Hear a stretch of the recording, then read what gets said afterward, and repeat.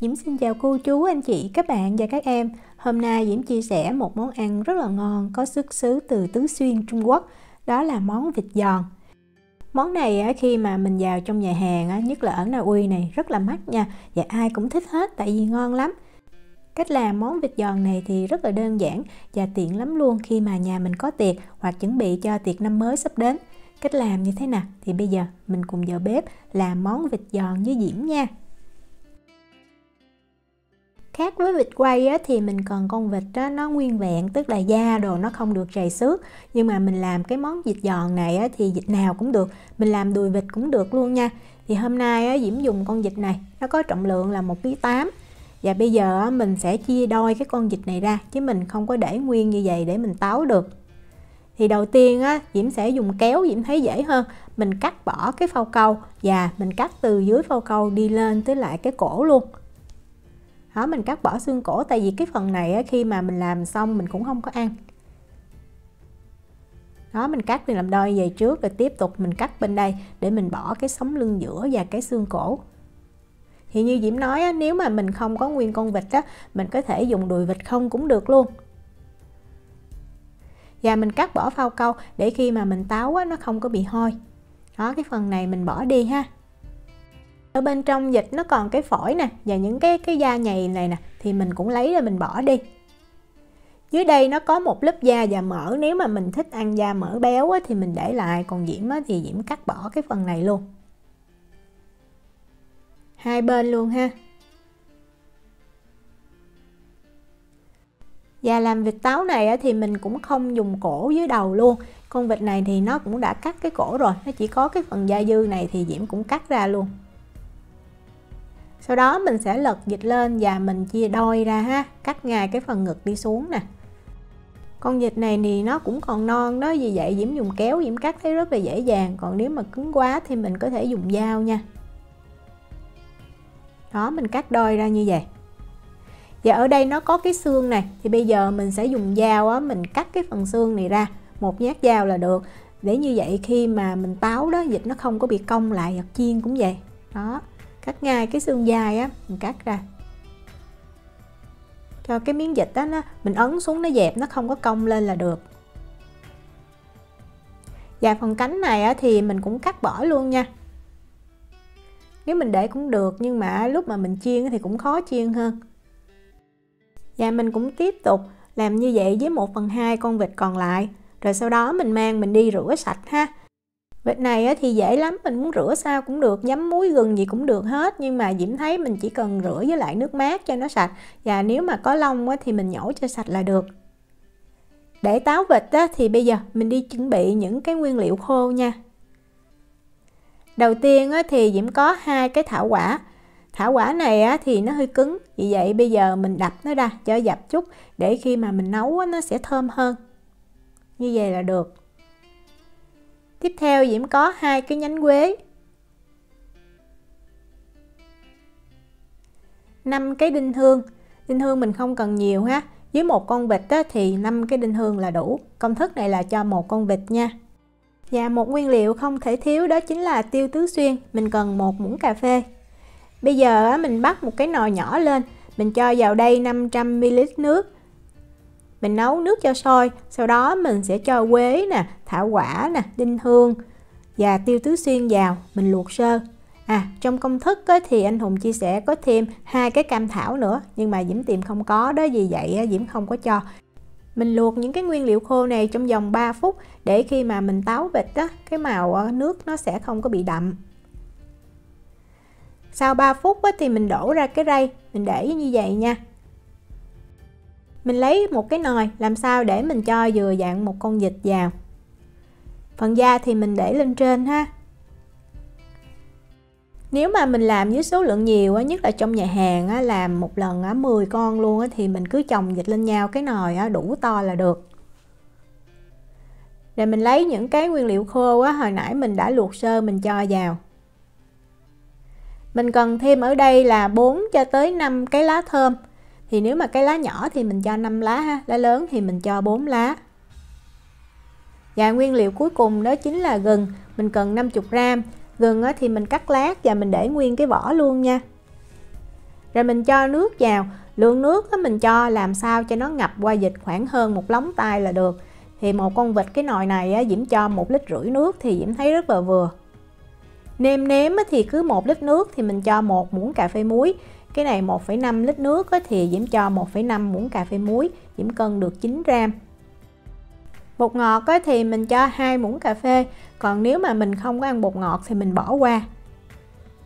Rồi mình lấy một cái dĩa sành đó, mình đậy lên trên như vậy để khi mà mình táo vịt nó chín nó không có bị nổi lên, nó nằm dưới nước nó sẽ thấm đều hơn.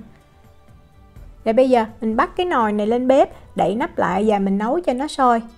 Những cái nguyên liệu khô đó khi mà mình luộc xong á, nếu mà mình làm số lượng nhiều thì mình nên cho nó vào trong cái túi vải á, rồi mình mới cho vào trong cái nồi mình nấu ha. Còn tại vì Diễm thấy làm ít quá cho nên Diễm cho trực tiếp vào luôn, Diễm không có cho vô cái túi vải. Khi mà nước sôi á, thì mình hạ xuống cái lửa trung bình hoặc lửa nhỏ, mình giữ làm sao cho nước nó sôi như vậy. Và mình sẽ nấu cái vịt này trong khoảng thời gian là 60 phút. Sau 60 phút á, thì mình sẽ tắt bếp nha. Và mình tiếp tục mình ủ vịt. Mình đậy nắp như vậy nha, không mở nắp ra. Mình tắt lửa và mình ủ thêm 60 phút nữa. Cái thời gian nấu và thời gian ủ này có thể chênh lệch chút, tại vì tùy vào cái con vịt nó già hay là vịt non đó. Diễm làm cái thời gian này thì Diễm thấy vịt nó vừa ngon.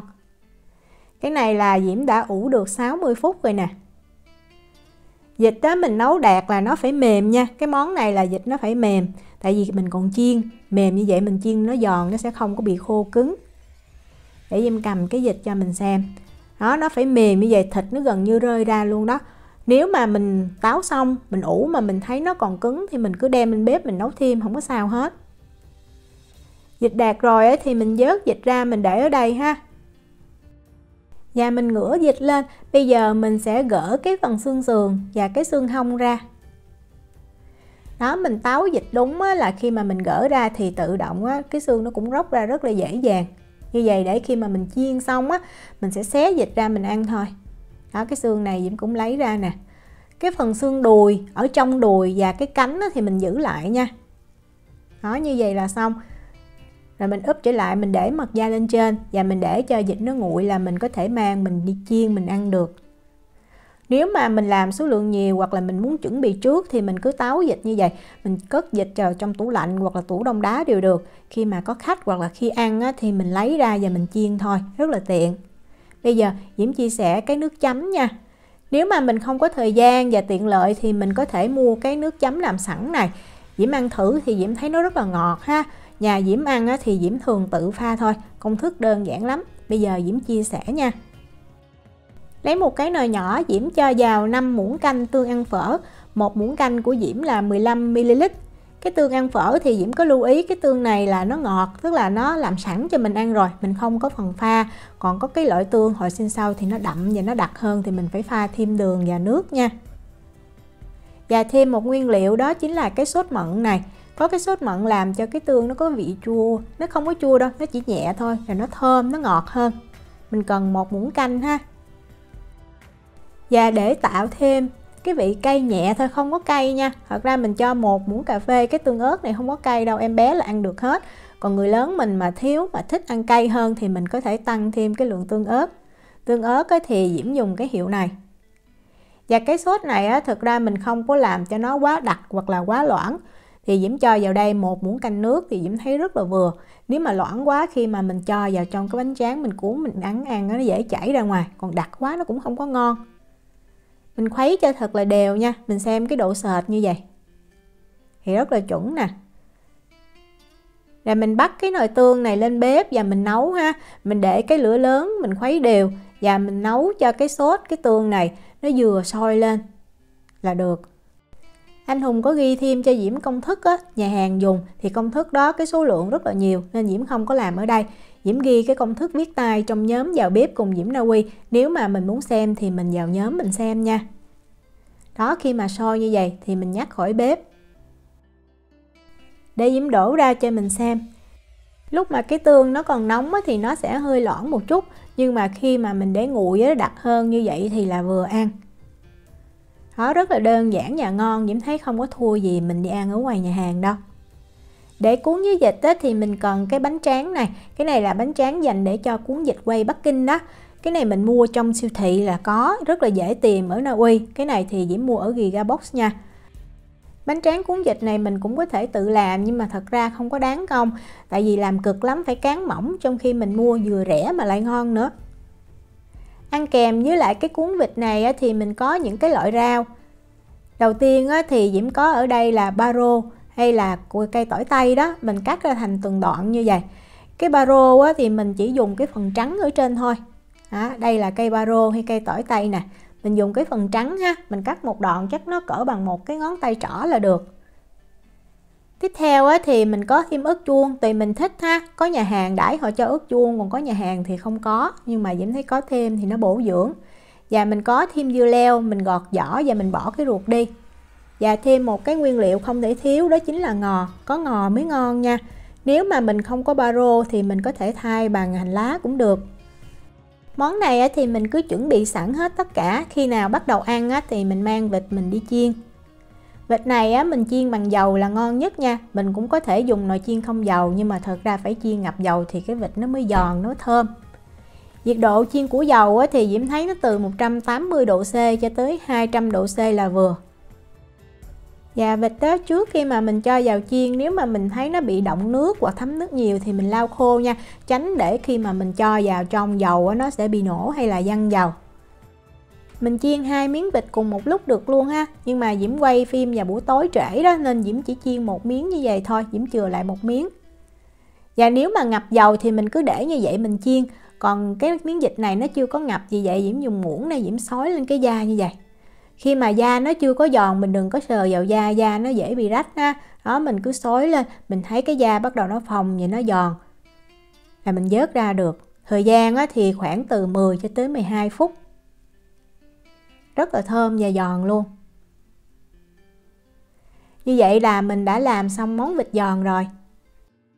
Khi ăn mình dọn lên như vậy, có rau cải nè, có vịt, rồi có cái nước chấm và bánh tráng cuốn. Đó, mình thấy ở đây rất là giòn luôn. Và mình ăn liền thì nó giòn tan, cái thịt nó giòn, ở ngoài mình chiên đó, nó giòn, cái da nó giòn, ở trong thì thịt nó ẩm, nó mướt cũng không có bị khô. Ở trong nhà hàng khi ăn thì người ta sẽ xé ra cho mình sẵn như vậy luôn.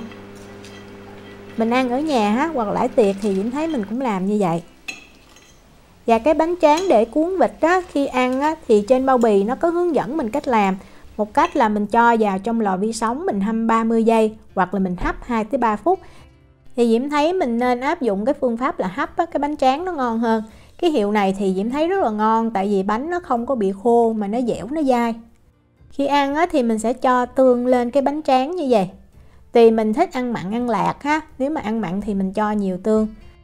Rồi mình cho baro nè, mình cho ớt chuông, dưa leo và cuối cùng là ngò, cuốn lại. Mình đã có món vịt giòn cuốn rất là ngon luôn. Món này Diễm nghĩ người lớn hay em bé đều thích, phù hợp với đãi tiệc lắm. Diễm chúc cô chú, anh chị, các bạn và các em thành công với lại món vịt giòn. Nếu mà có thắc mắc gì thì cứ để lại lời nhắn hoặc là gửi tin nhắn cho Diễm. Diễm cảm ơn sự quan tâm theo dõi video rất là nhiều. Hẹn gặp lại trong những video tiếp theo. Chào tạm biệt.